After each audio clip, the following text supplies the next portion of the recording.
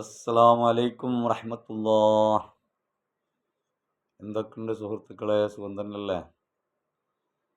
ഇന്ന് മെഹറാജിൻ്റെ നോമ്പനുഷ്ഠിച്ചിരിക്കുന്ന എല്ലാ മുഅ്മിനീങ്ങളും മുഅ്മിനാത്തുകൾക്കും അല്ലാഹു സുബ്ഹാനഹു വ തആല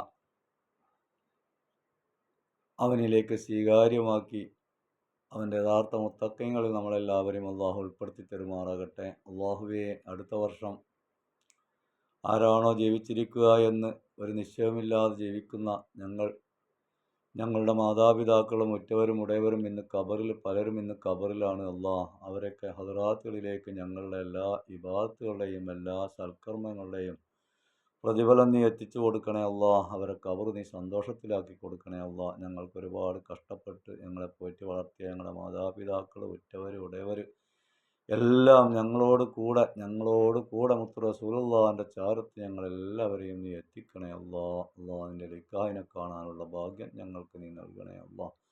അതിനുള്ള പ്രയത്നങ്ങളും അതിനുള്ള ജീവിതവും അതിനുള്ള ദിക്റുകളും സലാത്തുകളും ഇബാദത്തുമായിരിക്കണം നമ്മുടെ ജീവിതത്തിൽ ഉടനീളം വേണ്ടത് എന്ന് ഒരിക്കൽ കൂടി അഭ്യർത്ഥിച്ചുകൊണ്ട് അല്ലാഹു സുബ്ഹാനഹു വ തആല നമ്മളെല്ലാവരെയും അവൻ്റെ ഇഷ്ടദാസന്മാരിൽ ഉൾപ്പെടുത്തി തരുമാറാകട്ടെ. അസ്സലാമു അലൈക്കും വറഹ്മത്തുള്ളാഹി.